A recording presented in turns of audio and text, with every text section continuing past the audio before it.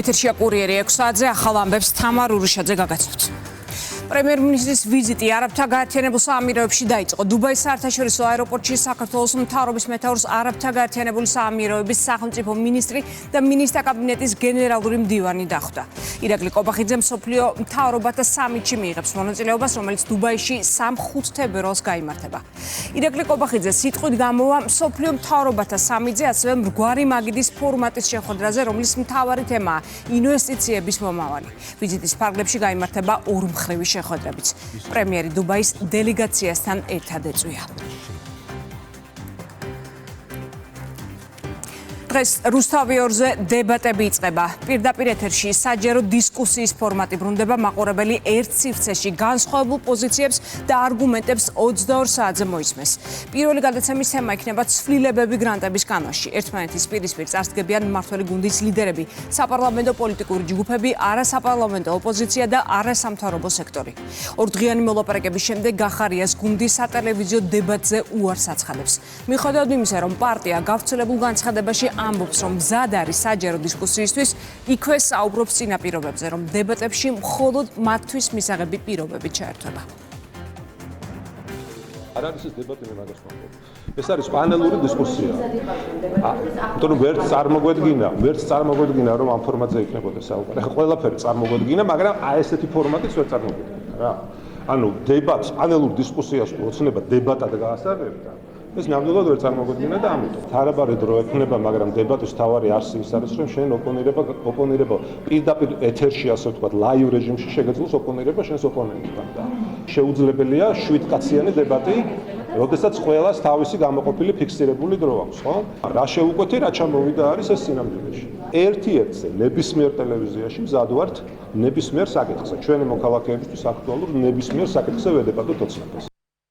მე არ მესმის პარლამენტში თუ შევიდა პარტია დებატებში ის რატო არ მონაწილეობს და აქედან გამომდინარე ვინაიდან ვიცი რომ ბატონი გახარია გერმანიაში ექსპერტობით არის დაკავებული ჩავთვალე რომ უბრალოდ პოლიტიკიდან გაწევით არიან ამ წუთას ისინი ცნობილები და არა პოლიტიკურ პროცესში მონაწილეობით. ბატონ ვიძინა დამიჯდეს და მას დაველაპარაკები ეს არასერიოზულია. ბატონ ვიძინას სახელით გელაპარაკება ამ დებატებში ვიღაცები, ამიტომ ჩემი აზრით თუ რამის თქმა გინდა ამ ფორმატით შესაძლებელია. გახარიას პარტიას მე მაინც ვფიქრობ, რომ ის შლეიფი მოსდევს, რომელსაც ქვია ნაცმოძრაობასთან ინტენსიური თანამშრომლობა. ვფიქრობ, წარმატებული არ არის ჩემი ცდელობა ამ ნიშის მოპოვების, ამ ნიშაში ადგილის დამკვიდრების და აქედან გამომდინარე არც დებატებისთვის არიან მზად. მით უმეტეს, რომ ინსტრუქცია, რომელიც გარედან შემოდის, არ ითვალისწინებს სახელმწიფო სტრუქტურებთან თუნდაც ამ დებატების ფორმატში შეშლას. იურიდიულ კომიტეტზე დეპუტატებმა პირველი მოსმენით განხილეს და მხარი დაუჭირეს ცვლილებებს გრანტების შესახებ კანონში. ცვლილებებია კიდევ 6 კანონში, მათ შორის მოქალაქეთა პოლიტიკური გაერთიანების შესახებ. წესდება სისხლის სამართლებრივი პასუხისმგებლობა, დასჯადი ხდება გარელობიზმი, ზუსტდება გრანტების განმარტება. გრანტად მიიჩნევა საქართველოს მოქალაქისთვის ან საქართველოში ბინადრობის უფლების მქონე პირისთვის, არა ემიგრანტებისგან, არამედ სხვა სახელმწიფოს მოქალაქის ან იურიდიული პირის მიერ გადმორიცხული თანხა, რომელიც უკავშირდება პოლიტიკურ საქმიანობას. ბევრი ინსინუაცია და ბევრი ტყუილი მოვისმინეთ აღნიშნულ ცვლილებებთან დაკავშირებით, მათ შორის იმ ორგანიზაციის მიერ, რომელიც საკუთარ თავს საერთაშორისო გამჭვირვალობას უწოდებს, მაგრამ რეალურად მასზე გამომჭვირვალე ორგანიზაცია ალბათ ნაკლებად მოიძებნება და ამ გამომჭვირვალობის უზრუნველსაყოფად კი გადარეგისტრირდა ზუსტად როგორც მოგახსენეთ ესტონეთში იმ შენობაში, რომელიც ნაკლებად პასუხობს ცნებას, რომელსაც ქვია შენობა.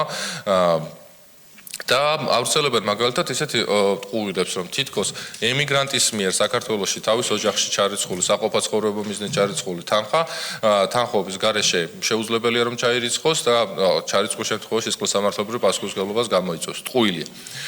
ტყუილია, რომ IT სპეციალისტები, რომლებიც ემსახურებიან სხვადასხვა მაგალითად წერენ კოდებს და შესაბამისად იღებენ ანაზღაურებას უცხოეთიდან, მათ საქმიანობაში ხელი შეეშლებათ. ესეც აბსოლუტური ტყუილია. მას შორის წერენ ისეთ აბსოლუტურ ნონსენსს, როგორც არის ფან-კლუბებთან სხვადასხვა სპორტული კლუბის ფან-კლუბთან დაკავშირებით, თითქოს თუ ფან-კლუბის წევრმა რაიმე შეღავათი მიიღო უცხოური საფეხბურთო კლუბისგან, ესეც სისხლის სამართლებრივი პასუხისმგებლობის დამდგენი გახდება. ტყუილი გახლავთ. მაგალითად, მეწარმე სუბიექტისგან თუ მიიღებს რაიმე სამოქალაქო ურთიერთობიდან, სამეწარმეო საქმიანობიდან, ბიზნეს გარიგებიდან გამომდინარე თანხას და მთავრობის თანხმობა არ ექნება, ესეც გამოიწვევს სისხლის სამართლებრივ პასუხისმგებლობას. ტყუილია. ყველა ეს ტყუილი ვრცელდება იმავე соусით, როგორც იყო გავრცელებული ეგრეთ წოდებული ტერმინი, ეგრეთ წოდებული რუსული კანონი 2023 წლიდან მოყოლებული. რათა არავინ არ შევიდეს კონკრეტული საკითხის სიღრმისეულ განხილვაში. მორგის სიცრუე და დეზინფორმაცია დაფასებს მმართველი გუნდი გელამ თივლიშვილის და სხვა არასამთავრობო ორგანიზაციების წარმომადგენლების მტკიცებას, რომ ქართული არასამთავრობოები და ონლაინ გამოცემები ესტონეთში დანგრეულ შენობებში რეგისტრირებული არ არიან. ამ თემაზე ფოტომასალა და დოკუმენტაცია პარლამენტის თავმჯდომარემ გასულ კვირას გამოაქვეყნა. მმართველი გუნდი ყალბუცხოვარ ორგანიზაციებზე და იმ გზებზე საუბრობს, რომელთაც ევროკავშირი მისგან მართული ენჯეოებისთვის კანონის გვერდის სავლით ფულის მიწოდებას ცდილობს. ესენი არიან ორგანიზაციები, ვინც წლებია ფინანსდებოდნენ უცხოური დონორებისგან სწორედ იმ დეზინფორმაციისთვის, რომელსაც ისინი ეწევიან და არც ის არის სიცრუე, რომ ამ ორგანიზაციების დიდი ნაწილი გადარეგისტრირდა სხვა ქვეყნებში და უკვე არა მხოლოდ უცხოური ძალის გავლენას, არამედ თავად უცხოურ ძალას წარმოადგენენ, ამიტომ ამაში სიცრუე არაფერია. რა თქმა უნდა, ყველასთვის მათთვის მტკივნეული არის, როდესაც ისინი გაიშიფრენ და უკვე ქართულმა საზოგადოებამ იცის, რომ ისინი პირდაპირ უცხოური ძალად გვევლინებიან და იმ მავნებლობებს, რომელსაც აქამდე ქართული NGO-ს სახელით ანხორციელებდნენ, ახლა ამ შემთხვევაში ესტონეთში რეგისტრირებული ორგანიზაციებით განახორციელებენ, რაც შეეხება თავად იმ ოფისს, თავისთავად ეს ნამდვილად სიმბოლური იყო, რომ ეს ნანგრევი და ეს რაღაც არასერიოზული ოფიციალური მისამართი იყო რეგისტრირებული ისეთი მავნებლური ორგანიზაციის მისამართად, როგორიც არის საერთაშორისო გამჭვირვალობა. მე მას გამჭვირვალობას ნამდვილად ვერ დავარქვევ, რადგან ეს ორგანიზაცია და მასთან ერთად რეგისტრირებული ყველა ადამიანი თუ ორგანიზაცია ნომერ პირველი არიან, ვინც გამჭვირვალობას ადვოკატირებენ. ამიტომ ეს ყველაფერი სიმართლეა და ვერავინ ვერ უარყოფს ამას. კარგია ბჭყალებში იმისთვის, რომ აღიარეს, რომ დიახ, უცხოეთში დარეგისტრირდნენ. ეს ის ხალხია, შევახსენოთ საზოგადოებას, რომელიც თავს იკალავდა იმისთვის, რომ კანონი არ მიიღოთ ისეთი, რომ მე დამერქვას უცხოური აგენტიო. 2-3 წლის წინ ამაზე ამოხდნენ, რომ იყვიან თავიანთი პოლიტიკური პოზიციებიდან და თქვენს, რომ უცხოური აგენტი რატო უნდა გვერქვასო და ეხლა თავისი ნებით წავიდნენ და თავისი ნებით დარეგისტრირდნენ უცხოეთში და პირდაპირ იქაური კანონმდებლობითაც ისინი და მით უმეტეს საქართველოს კანონმდებლობით პრაქტიკულად უცხოურ აგენტებად დარეგისტრირდნენ. და ამავდროულად, როცა შენ აღიარებ, რომ ეს დანგრეული შენობა კი არა, უფრო შედარებით ნაკლებად დანგრეულ შენობაში ვარ რეგისტრირებული ბალტიისპირა ქვეყანაში. უკვე ნიშნავს იმას, რომ აღიარებით ჩვენებას იძლევი იმასთან დაკავშირებით, რომ მონაწილე ხარ აი ამ შავი ფულის შემოსulis ქართულ პოლიტიკაში. პარლამენტში სპეციალური კომისია იქნება, რომელიც ფასების რეგულირებაზე იმუშავებს. დადგენილების პროექტი ბიუროს უკვე წარადგინა. ხვალინდელ პლენარულ სხდომაზე კომისიის შექმნას კენჭს უყრიან. პრემიერის ინიციატივით შექმნილმა სამთავრობო საკოორდინაციო კომისიამ უკვე გამართა შეხვედრები სხვადასხვა სექტორის წარმომადგენლებთან. თავდაპირველად აქცენტი იყო სურსათის ფასებზე, თუმცა შემდეგ მანდატი გაფართოვდა და შესწავლის საგანი გახდა მედიკამენტებისა და საწვავის ბაზარიც. ჩვენ გვაქვს და გვექნება ჩვენი მოსაზრებები, წინადადებები, შენიშვნები და შეთავაზებები ამ პრობლემების მოგვარებასთან დაკავშირებით, მაგრამ ეს იმდენად რთული პროცესია, რომ ჩვენ აქ არა მარტო საშუალოვადიან და გრძელვადიან პერიოდზე უნდა ვიფიქროთ, არამედ უნდა ვიფიქროთ მოკლევადიან პერიოდზეც, იმიტომ რომ გადაიდგეს ისეთი ქმედითი ნაბიჯები, რომ რაც შეიძლება სწრაფად ჩვენმა საზოგადოებამ მიიღოს და იგრძნოს ეს სოციალური ეფექტი. გვექნება შეხვედრები სექტორში წამყვან კომპანიებთან, პირველი მოხმარებლის საგნების საკვების პროდუქტების ნაწილში შეხვდებით როგორც წარმოებლებს, ასევე იმპორტიორებს, დისტრიბიუტორებს და საცალო ქსელის ოპერატორებს. ჩვენი მიზანი არის, რომ გავერკვეთ ბიზნეს პროცესებში, როგორც მოგეხსენებათ, კვლევა აჩვენა, რომ ფასნამატი პირველადი მოხმარების საგნებზე და საკვებ პროდუქტებზე საქართველოში მნიშვნელოვნად მაღალია ვიდრე ჩვენს გავს სხვა ქვეყნებში და მინდა რომ გავერკვევთ რა პროცესები იწვევს ძალიან მაღალ ფასნამატს თეორიული თვალსაზრისით შესაძლებელია ეს განპირობებული იყოს მაღალი საოპერაციო ხარჯებით კაპიტალის სიძვირით ასევე ზებუნებრივი მაღალ მოგების მარჟებით და თითოეულ შემთხვევაში არსებობს კონკრეტული მექანიზმები, რომლის გამოყენების საშუალებით შესაძლებელია კონკრეტული პროცესების ოპტიმიზაცია. გვინდა რომ იგივე პროცესები გქონდეს მედიკამენტების ნაწილში, სადაც ასევე გვინდა რომ ხმად შევისწავლოთ ბიზნეს პროცესები. კიდევ ერთი ახალი საკანონმდებლო პაკეტი განიხილა პარლამენტმა. საუბარია სიახლეზე, რომელიც მიხედვითაც იურიდიული დახმარების სამსახური პარლამენტის ნაცვლად ანგარიშვალდებული ხდება პრემიერ-მინისტრის წინაშე. ცვლილების მიხედვით პრემიერს ასევე ენიჭება სამსახურის დირექტორის თანამდებობაზე დანიშვნისა და თანამდებობიდან გათავისუფლების უფლებამოსილება. გარდა ამისა, იცვლება სამსახურის მმართველი ორგანოს იურიდიული დახმარების საბჭოს დაკომპლექტების მოდელი. ინიციატივის ავტორების განცხადებით, ცვლილებები იურიდიული დახმარების სამსახურის საქმიანობის და მისი მონიტორინგის ეფექტიანობას გაზრდის.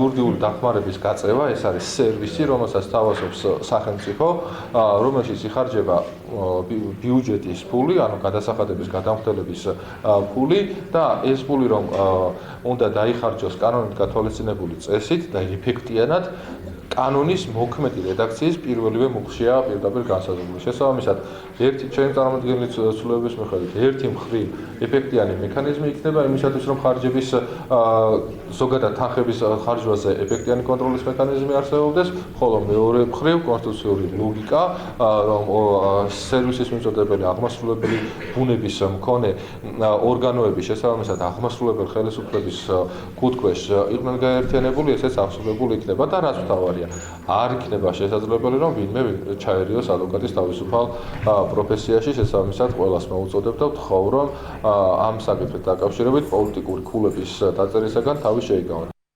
გამოზიარე კომიტეტის წევრებს ის გამოწვევები, რაზეც ასოციაციაში გვაქვს ხედვა, მთავარი და უმნიშვნელოვანესი ფუნქცია იყო და დარჩება, რაზეც ცალსახად მოვისმინეთ პოზიცია, რომ მსგავსი რისკი გამორიცხულია, ეს არის ადვოკატის საქმიანობის დამოუკიდებლობა, ამას მე ხაზგასმა მინდა გავუკეთო, ადვოკატის საქმიანობის დამოუკიდებლობა არანაირი რისკის ქვეშ არ დგას და არც რაიმე ცვლილება ამას არ განაპირობებს, ეს არის კონსტიტუციური სტანდარტი, ეს ძალზედ მნიშვნელოვანია. დაახლოებით 1 საათს გაგრძელდა ჯაბა სამუშიას და სტუდენტების ნაწილის შეხვედრა. მანამდე თბილისის სახელმწიფო უნივერსიტეტში აკადემიური საბჭოს ხდომა გაიმართა, სადაც ტექნიკურ უნივერსიტეტთან გაერთიანების საკითხზე იმსჯელეს. პარალელურად მიმდინარეობდა იმ სტუდენტების აქცია, რომლებიც ინიციატივას აპროტესტებენ. ისინი ხდომაზე დასწრებას ითხოვდნენ. საუბრობენ უნივერსიტეტის ავტონომიას ჩარევაზე, თუმცა ჟურნალისტების კითხვების საპასუხოდ კონკრეტულად რას აპროტესტებენ, რატომ არის მათთვის მიუღებელი სასწავლებლების შეწყობა და გამსხვილება, ასევე ხარისხის გაუმჯობესება არგუმენტებს ვერ ასახელებენ. მე არ უარყოფ პირდაპირ ვიძახი რომ ჩვენი განათლების სისტემაში არის ბევრი პრობლემა. საქართველოს ტექნიკური უნივერსიტეტი აღარ იარსებებს, აღარც ლოგო, აღარც სახელი. მას დაერქმება TSO და ჩემთვის არის ეს პრობლემა. თქვენ ხართ TSO სტუდენტი? მე ვარ საქართველოს უნივერსიტეტის სტუდენტი, თუმცა TSO-ს ბედი, როგორც საქართველოს ტექნიკური უნივერსიტეტის ბედი და ზოგადად ყველა უნივერსიტეტის ბედი ჩემთვის მნიშვნელოვანი. დარწმუნებული ვარ რომ შემცირებებიც იქნება. იმის და მიუხედავად რომ წარმომადგენლები ამბობენ რომ შემცირებები არ იქნება, ხელფასები გაიზრდება. ხარისხი, რაც არის მოგწონთ უნივერსიტეტში, ანუ ვფიქრობთ რომ კარგია და რეფორმას არ საჭიროებს? პირადად ჩემ შემთხვევაში მომწონს, მაგრამ ზოგადად უნივერსიტეტის ისე იგივეს ვერ ვიტყვი. რეფორმა საჭირო არის, მაგრამ რა ფორმით იქნება რეფორმა გატარებული და რა შედეგებს მოიტანს, მაგას უფრო გრძელვადიანი გათვლა და თქინი მუშაობა ჭირდება ჩემი აზრით. რა არის პრობლემა? თქვენ პრობლემას რა შეხედავთ? ზოგადი პოლიტიკური კლიმატიდან გამომდინარე, ახლა კარგი გადაწყვეტილება არ იქნება საერთო განათლების მიზნების მისაღწევად. მმართველი გუნდი კიდევ ერთხელ განმარტავს, რომ თბილისის სახელმწიფო და ტექნიკური უნივერსიტეტების გაერთიანების ინიციატივის მიზანი განათლების ხარისხის გაუმჯობესებაა. ითქვა ასევე, რომ აუცილებლად შენარჩუნდება აკადემიური და ადმინისტრაციული პერსონალი. Ყველათ ახდებით იმაზე, რომ განათლების ხარისხი დღის მდგომარეობით არ არის იმ დონეზე, რა დონეზეც უნდა იყოს იმისათვის, რომ ქვეყანა იყოს ერთი რო კონკურენტუნარიანი, ასევე შეძლოს საერთაშორისო რეიტინგებში საკუთარი ქვეყნის და განათლების დამკვიდრება. რაც შეეხება იმ პროცესებს, რაც მიმდინარეობს, პირველ რიგში სამწუხაროა, რომ ამაზეც ხდება პოლიტიკური ინსტრუმენტალიზაცია. რა თქმა უნდა, თბილისის სახელმწიფო უნივერსიტეტს, ასევე საქართველოს ტექნიკურ უნივერსიტეტს აქვს უდიდესი ისტორია და ფასდაუდებელი წვლილი ჩვენი ერის ჩამოყალიბებასა და განვითარებაში. აქვე უნდა ითქვას ისიც, რომ სამწუხაროდ დღეს არც ერთი ქართული უნივერსიტეტი არ არის მსოფლიო რეიტინგების 500-აშიც კი. ამ რეფორმის ერთ-ერთი მთავარი მიზანიც და მათ შორის გაერთიანებაც ემსახურება იმას, რომ განათლების ხარისხი იყოს ისე უზრუნველყოფილი უმაღლეს საგანმანათლებლო სისტემაში, რომ ჩვენი უნივერსიტეტი მოხდეს სულ მცირე 500-ში და შემდგომ უკვე დიდ პერსპექტივაში 200-ში. გიო მიქარაძემ იერუსალიმში ხელოვნური ინტელექტის საერთაშორისო კონფერენციაში მიიღო მონაწილეობა, რომელიც ისრაელის განათლების მინისტრმა გახსნა. ღონისძიების ფარგლებში გაიმართა მინისტრების ორმხრივი შეხვედრა. მათ ერთმანეთს გაუზიარეს გამოცდილება განათლების სისტემაში ინოვაციური მიდგომებისა და ხელოვნური ინტელექტის ინტეგრირების მიმართულებით. კონფერენციის ფარგლებში შედგა ორმხრივი შეხვედრა ისრაელის განათლების მინისტრთან, სადაც განხილულ იქნა ფართე სპექტრი სამომავლო თანამშრომლობის არეალისა. მივიღეთ გადაწყვეტილება, რომ მიმდინარე წელს ისრაელის განათლების მინისტრი ოფიციალური ვიზიტით ეწევა საქართველოს, სადაც გაფორმდება ორმხრივი თანამშრომლობის მემორანდუმი, შეიქმნება სამუშაო ჯგუფები, რომლებიც განათლების სხვადასხვა სექტორის მიმართულებით აქტიურად თანამშრომლებენ. სოციალურ ქსელში გავრცელდა ეკა ბესელიას შვილის რატი მილორავის დაკავების კადრები. პოლიციის სამხედრო კამერების ჩანაწერებში ჩანს, რომ ნასო მდგომარეობაში მყოფი მილორავა სამართალდამცველებს არ ემორჩილება და აცხადებს, რომ ის ეკა ბესელიას შვილია. რატი მილორავა ადმინისტრაციული წესით 2 დღის წინ დააკავეს. მას ჯარიმა და 5 დღიანი პატიმრობა შეეფარდა. შვილი ვარ ბესელია შენი ნუ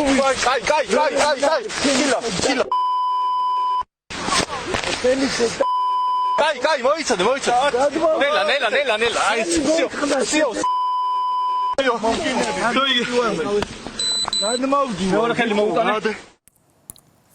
სამართალდამცველებმა განსაკუთრებით დიდი ოდენობით ნარკოტიკის საქართველოში შემოტანის ფაქტი აღკვეთეს. თურქეთის რესპუბლიკის მოქალაქე სასაზღვრო გამშვებ პუნქტ სარფის ტერიტორიაზე დააკავეს. ამოღებულია მათ შორის 979 ABM-DMA და პრეგაბალინის შემცველი 47 კაფსულა. შინაგან საქმეთა სამინისტროს თანამშრომლები 24 საათიან რეჟიმში განაგრძობენ ნარკოდანაშაულის წინააღმდეგ ბრძოლას.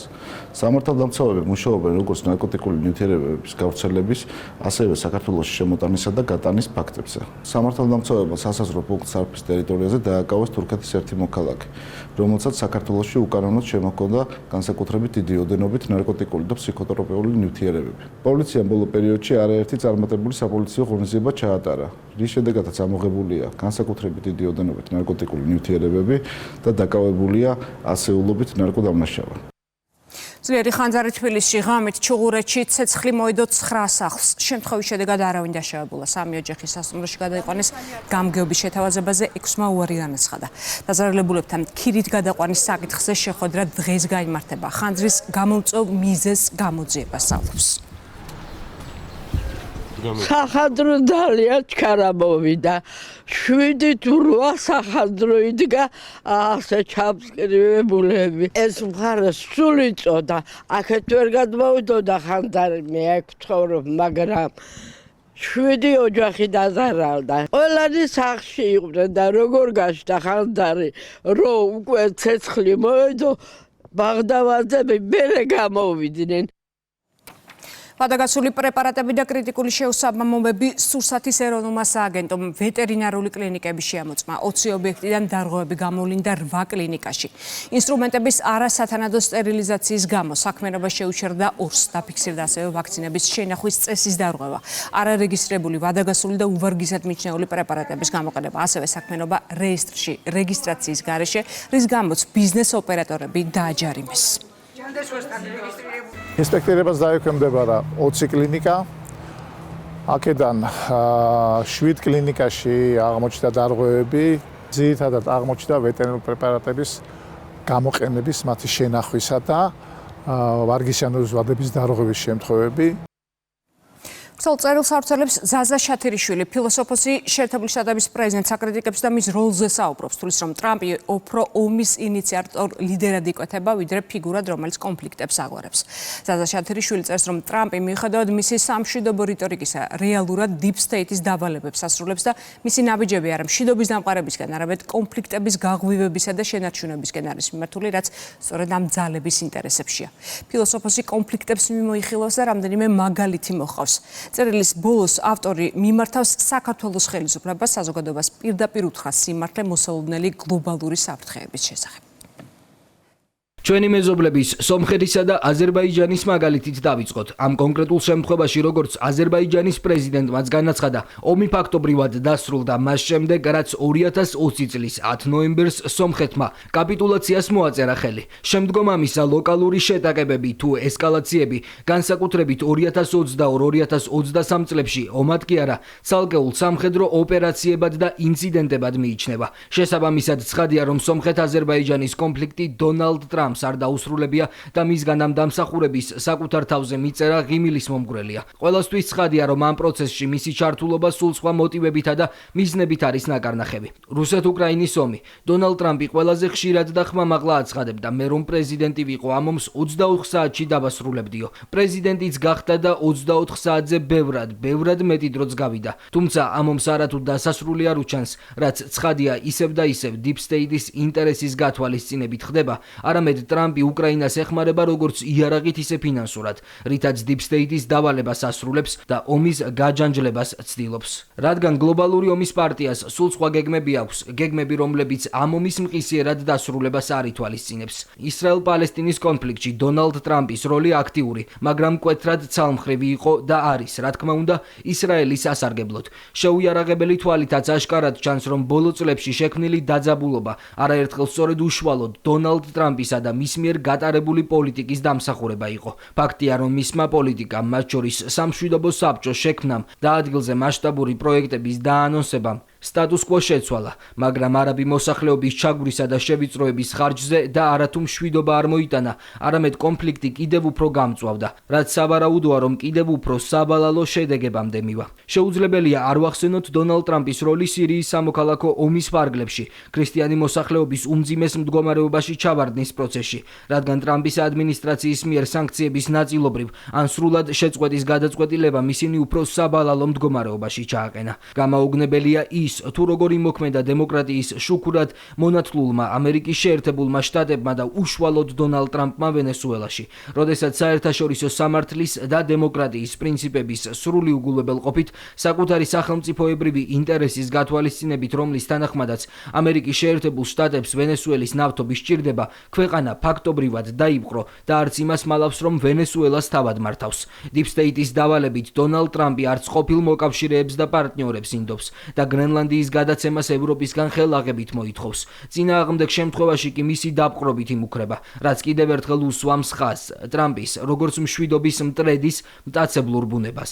როგორც ჩემს ერთ-ერთ წინა წერილში აღნიშნე, ტრამპის მხრიდან გრენლანდიის მოთხოვნა მხოლოდ საბაბია ევროპასთან კონფლიქტის და ევროპისგან გათავისუფლების საბაბი. უკიდურესი დაძაბულობა ირანში დღეს დონალდ ტრამპი ირანს ყოველგვარი შეფარვის გარეშე სამხედრო დარტყმებით ემუქრება, რომლის შედეგებით სავარაუდოდ უფრო დამანგრეველი იქნება ვიდრე 2025 წლის ივნისში ჩატარებული ოპერაციები. ყოველივე ზემოთქმულის გათვალისწინებით აშკარაა, რომ დონალდ ტრამპი დიპლომატიის ნაცვლად ხისტ უხეშ ძალას იყენებს და ომის ხელშემწყობი და გამჩაღებელი უფროა ვიდრე მშვიდობის მტრედი. თუმცა არ უნდა დაგვავიწყდეს, რომ თავად ტრამპი და მის უკან დგომი ოლიგარქიული ოჯახები მსოფლიოს მართვას წლებია ორუელისეული ფორმულირების დამკვიდრებით ცდილობენ, რომლის მიხედვითაც ომი მშვიდობაა, მონობა თავისუფლება, უმეცრება ძალა. ამ ფორმულირების გათვალისწინებით აგრესიისა და ძალადობრივი პოლიტიკის გატარებით გამორჩეული დონალდ ტრამპი დიახაც რომ მშვიდობის მტრედია, რადგან ხშირად გადამწყვეტი არა თავად სიმართლე, არამედ ის ფორმა და გზა, რომლითაც ინფორმაცია ადამიანებამდე მიდის, მაგრამ რეალობა ხომ სულ სხვაგვარია. მიუხედავად იმისა, რომ ოლიგარქიული ოჯახები და დონალდ ტრამპი სწორედ ამ ფორმულირებით შექმნილი მოდელირებული რეალობის დამკვიდრებას ცდილობენ, ფაქტებს ვერსად გაექცევიან. ფაქტია, რომ დონალდ ტრამპი დღეს ომის პარტიის მთავარი წარმომადგენელია. ფაქტია, რომ ის პირდაპირ ახალისებს ძალადობას და უკანონობას. ფაქტია, რომ მან სრულიად გააუფასურა საერთაშორისო სამართალი. ფაქტია, რომ მან და მის უკანმდგომმა ძალებმა ზოგან ხელოვნურად გააღვივეს ან გამოიგონეს ახალი კონფლიქტი, ზოგან არსებულ კონფლიქტებზე დაასხეს ცეცხლზე ნავთი, ზოგან კი უკვე დასრულებული კონფლიქტების დასრულება მიიწერეს დამსახურებად. წერილის ბოლოს მინდა მცირე შეჯამება გავაკეთო. ილუზორულად გვაჩვენებენ თითქოს უკრაინა და რუსეთი რაღაც სამშვიდობო გეგმისკენ მიდიან და თითქოს ტრამპს ამაში დიდი წვლილი აქვს. ისმის კითხვა თუ რაში სჭირდება ეს მორიგი აფერა Deep States. ოჯახები დროის მოგებას ცდილობენ, მშვიდობის მოლოდინში ახალ ომს ამზადებენ. იქამდე კი პროცესიდან ამერიკის სრულად ჩამოშორება აქვთ განზრახული. ფაქტი ერთია, იმდენად კარგად დაალაგეს ოლიგარქიულმა ოჯახებმა ეს ომი, იმდენად კარგი კოორდინაცია აქვთ როგორც უკრაინასთან, ასევე რუსეთთან, იმდენად კარგი ილუზია შექმნეს თითქოს და ბუნებრივი დაპირისპირების, მადა გაეზარდათ და ახლა ამ ომში აუცილებლად ჩართავენ ევროპას. ოღონდ როგორც ვთქვი, მხოლოდ მას შემდეგ, რაც ამერიკის შეერთებულ შტატებს გვერდზე გაწევენ და სრულად ჩამოაშორებენ ფორმალურ პასუხისმგებლობებს. ამ ფონზე მინდა მივმართო ქართულ ოცნებას.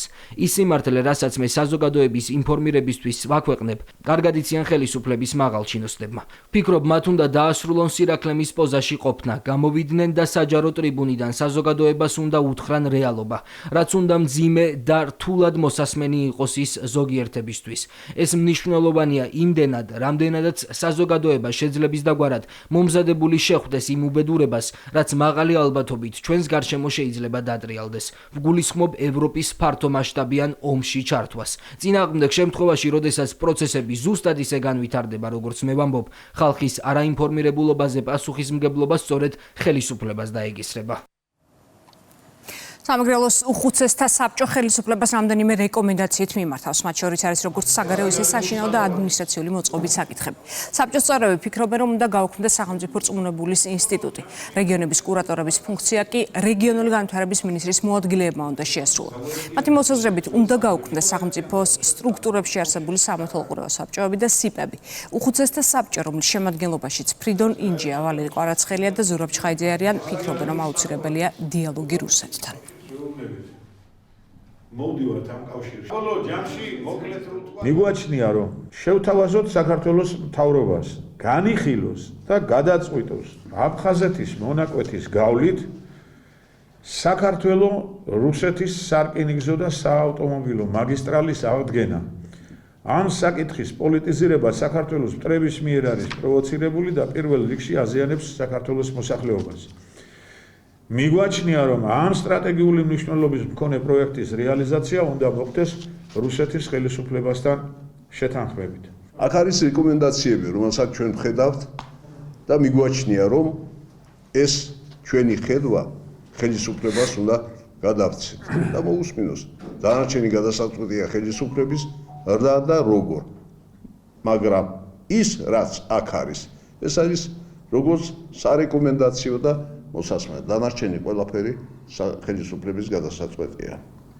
ეს ყველაფერი შეეხება, მაგრამ ჩვენ ავიღეთ ის ნაწილი, რომელიც ჩვენ მიგვაჩნია ამ ეტაპზე მნიშვნელოვანი. ინფრასტრუქტურის მინისტრმა წყალტუბოს მუნიციპალიტეტში განხორციელებული და დაგეგმილი ინფრასტრუქტურის პროექტები დაათვალიერა. რევას სოხაძე ახლად გახსნილ საბავშვო ბაღებს ეწვია. სოფელ გეგუთში გაიხსნა 75 ბავშვზე გათვლილი საბავშვო ბაღი, რომელიც თანამედროვე სტანდარტების შესაბამისად განახლდა. პარალელურად დაწყებულია სარაგბო და საფეხბურთო სტადიონების პროექტირება, აშენდება 6000-მდე მაყურებელზე გათვლილი UEFA სტანდარტების შესაბამისი სტადიონი. მნიშვნელოვანი არის, რომ ორი ახალი ბაღი უკვე შევიდა და დაიწყო ფუნქციონირება და ბავშვები უკვე არიან დადიან ამ ბაღში და მშობლებს აქვთ საშუალება, რომ ამ სერვისით ისარგებლონ. მნიშვნელოვანია ასევე ის იმ პროგრამის ფარგლებში, რომელსაც საქართველოს მთავრობა სპორტული ინფრასტრუქტურის განვითარების კუთხით აწარმოებს საქართველოში. წყალტუბოში იწყება ერთი დიდი ტრიბუნიანი UEFA-ს მეოთხე კატეგორიის სტადიონის მშენებლობა და ასევე ტექნიკური ცენტრის მშენებლობა, როგორც საფეხბურთო, ასევე სარაგბო. აღნიშნული ინფრასტრუქტურა სპორტული ზოგადად ხელს შეუწყობს ახალგაზრდებში სპორტული, ასე ვთქვათ, და ჯანსაღი ცხოვრების წესის ჩამოყალიბებას.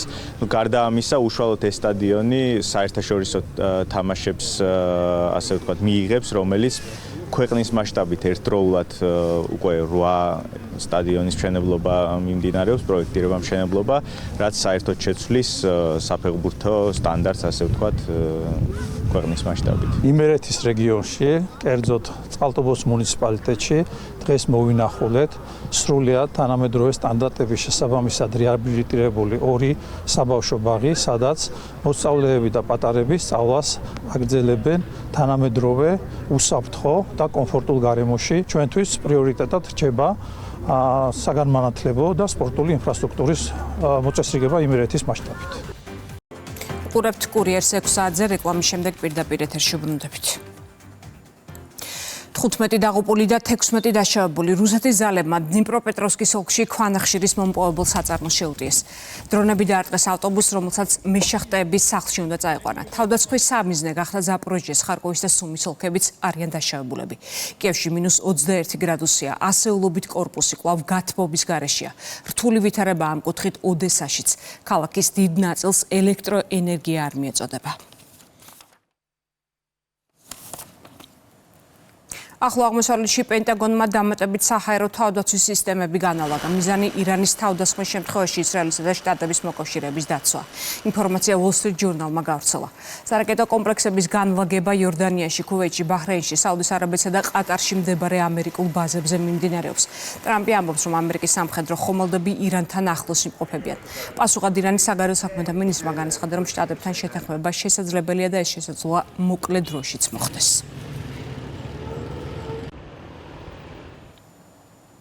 შეტაკებები ტურინში დაპირისპირება მოხდა დემონსტრანტებსა და სამართალდამცველებს შორის. აქციის მონაწილეებმა პოლიციას ქვები და პიროტექნიკა ესროლეს. ძალოვნებმა წრემლსადენი არი და წყლის ჭავლი გამოიყენეს, დაშავდა 100 პოლიციელი. ისინი მოინახულა იტალიის პრემიერ-მინისტრმა. ჯორჯია მელონმა მომიტინგეებს კრიმინალები უწოდა, თქვა, რომ ეს იყო არა პროტესტი, არამედ მკვლელობის მცდელობა. მოსახლეობა სოციალური ცენტრის დახურვას აპროტესტებს. ესენი არ არიან დემონსტრანტები, ესენი არიან ორგანიზებული კრიმინალები. როცა ვინმეს ჩაქუჩს ურტყამ, კარგად იცი, რომ შედეგები შეიძლება ძალიან მძიმე იყოს. ეს არ არის პროტესტი, ეს არ არის შეტაკება. ამას ქვია მკვლელობის მცდელობა. ველი რომ პროკურატურა შეაფასებს ამ ფაქტებს და ყოველგვარი ყოყმანის გარეშე გამოიყენებს მოქმედ კანონებს. უზრუნველყოფს მკაც რეაგირებას, რათა აღარ განმეორდეს ის, რომ დამნაშავეთა გამოვლენას პასუხისმგებლობა არ მოხდეს. თუ ვერ ვახერხებთ მათ დაცვას, ვინც ჩვენ გვიცავს, მაშინ სამართლებრივი სახელმწიფო არ არსებობს. ვეტერანი ქართველი ფეხბურთელი ოთარ გაბელიას ზუგდიდში გულშემატკივრებში ხვდა. გაიმართა მამუკა კვარაცხელიას წიგნის პრეზენტაცია. წიგნი ოთარ გაბელიას ეძღვნება. პრეზენტაციაზე ვეტერანმა სპორტსმენებმა შეკრებილებს მიმართეს და გულშემატკივრობისთვის მადლობა გადაუხადეს. დიდი მადლობა მინდა უთხრა მამუკა კვარაცხელიას, რომელიც ავტორია ამ წიგნის და მეუფე გერასიმეს. ძალიან დიდი ხანია უნდა რომ ჩამოვიდეს ზუგდიდში და აქ ჩატარდეს წიგნის პრეზენტაცია. მისი თაოსნობით მოხდა ეს დღევანდელი დღე. მე მეგრელ კვარაცხელიას აუცილებლად მეგრული სახელი და მომეფიქრებინა და მოვიფიქრე მახანტალი და მართლაც მახანტალი იყო, მხატვარი იყო ჩვენი ოთარი. ისე დაფრინავდა და ისე ხატავდა რო იტყვიან თამაშის დროს, რომ მართლა ღირსი იყო წიგნისაც ამ ყველაფერი აპლოდისმენტებისას და ღირსია რომ ოთარ გაბელიას ქუჩაც იყო ზუგდიდში. მადლობა ბატონ ოთარ გაბელიას იმისთვის, რომ თავისი ქალაქი არ დაივიწყა და არასოდეს არ ავიწყდება და ყოველთვის ჩვენთან არის და ის არის კარგი ზუგდიდელი, როგორც კარგი ვარსკვლავი, ასევე არის კარგი ადამიანი. დღის სიახლეებს გაიცანთ ჩვენ ვებგვერდზე rustavi2.gi ან დაასკანერეთ QR კოდი და შემოგვიერთდით Facebook-ს. ახლა არ გადაერთოთ, რადგან წინ გელოდებათ სპორტის სიახლეები ლაშა დვალიშვილთან ერთად. დროებით.